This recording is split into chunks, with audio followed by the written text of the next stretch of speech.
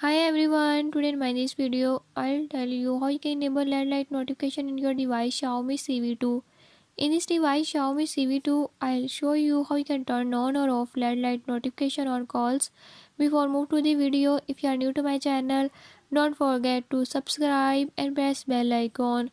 Watch complete video and learn how you can do it. Let's watch.